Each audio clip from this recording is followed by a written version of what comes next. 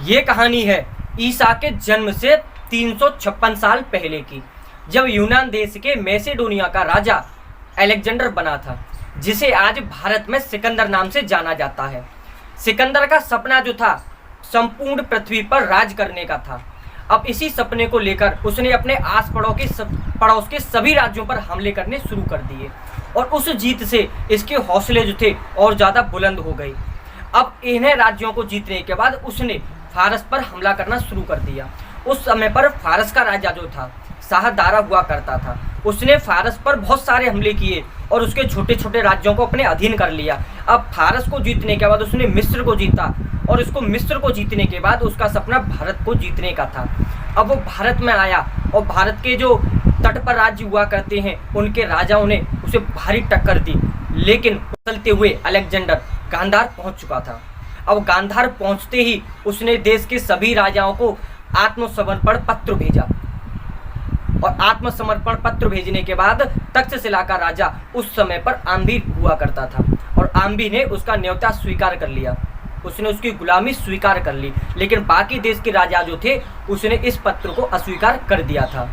और उसका सपना जो था उस समय पर अलेक्जेंडर का सपना इन राज्यों को जीतने का नहीं था।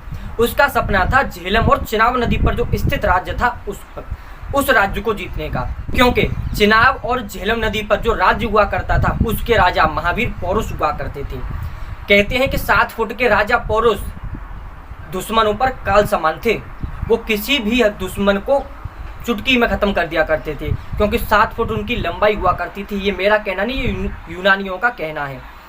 अब अलेक्जेंडर ने भी उनको आत्मसमर्पण पत्र भेजा, लेकिन उन्होंने इसे अस्वीकार करते हुए उसे युद्ध की चेतावनी दे दी। अब युद्ध की चेतावनी देने के बाद अलेक्जेंडर की सेना जो थी वो चिनाब और झेलम नदी के साम्राज्य में घुस चुकी थी।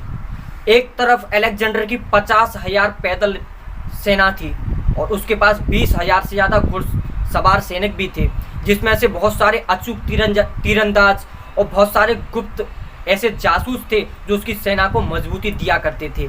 लेकिन दूसरी तरफ राजा पौरुष की 20,000 की पैदल सेना थी, जिसमें 130 हाथी थे। लेकिन बताया जाता है कि जब युद्ध चला, पहले दिन राजा पौरुष ने अलेक्जेंडर को बहुत भारी टक्कर दी थी।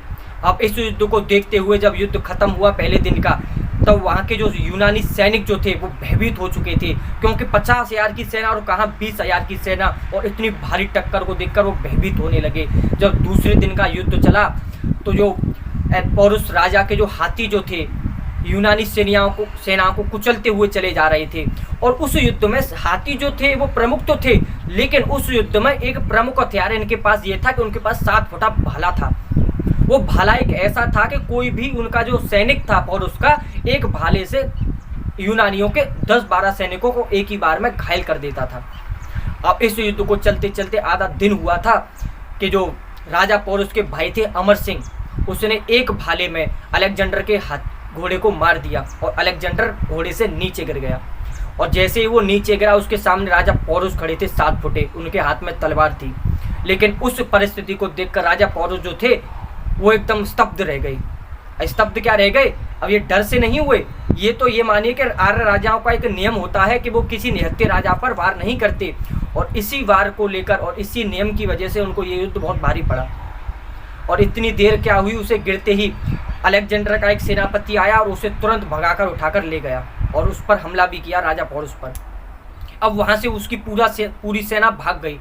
अब भागने के बाद उसकी सेना जो थी अलेक्जेंडर के खिलाफ हो गई। अब उसने युद्ध लड़ने से मना कर दिया और युद्ध लड़ने से मना किया और सेना में विद्रोह होने लगा। तो सिकंदर ने अपनी सेना को वापस लौट जाने की सलाह दी कि आप सब वापस अपने देश को लौट जाइए। अब आधी सेना को वापस करने के बाद आधी सेना को लेकर चलता गया। अब आपने सुना होगा फिलहाल जो हरियाणा राज्य है, उस हरियाणा राज्य की सीमा में घुसते ही वहाँ के क्षत्रिय राजाओं ने अलेक्जेंडर की सेना पर हमला कर दिया। अब हमले में उसके सारे सैनिक मारे गए और वहाँ के एक राजा ने उस पर फरसे से वार किया। उस फरसे के वार से अलेक्जेंडर जो था बहुत घायल हो चुका था और पश्चिमी दिशा में चलते हुए उसके प्राण पखेरु उड़ गए। अब प्राण पखेरु उड़ने के बाद एक राजा जो था अलेक्जेंडर, जो पूरे विश्व को जीतने की कामना करता था, वो अपने घर को नहीं देख पाया। आखिरी समय में वो अपने घर को, अपने बच्चों को नहीं देख पाया, अपने देश नहीं जाकर लौट सका। और उसके कुछ सपने भी थे अलेक्जेंडर के। अलेक्जेंडर ने अपने 3 सपने बताए थे, उसकी 3 ये सपने भी थे या फिर आप वचन मान लीजिए। उसने कहा था जब मैं मरूं, जो हकीम मेरा इलाज करेगा वही मेरे ताबूत को खींचता हुआ ले जाएगा।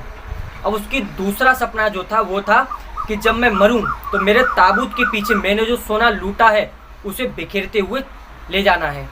तीसरा सपना ये था कि जिस ताबूत में मुझे ले जाया जाए उस ताबूत में से मेरे हाथ बाहर निकले हुए जाने चाहिए, क्योंकि पूरी दुनिया को पता चलना चाहिए कि मैं जो एक सिकंदर पूरे देश को जीतने की बात करता था, पूरी दुनिया को जीतने की बात करता था, आखिरी समय में मेरे हाथ दोनों खाली है, मेरे पास कुछ भी नहीं है।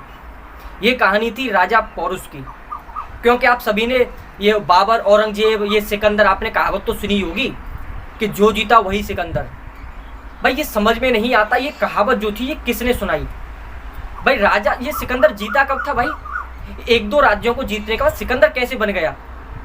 ये गलती किसी की नहीं, ये गलती है हमारे देश के इतिहासकारों की।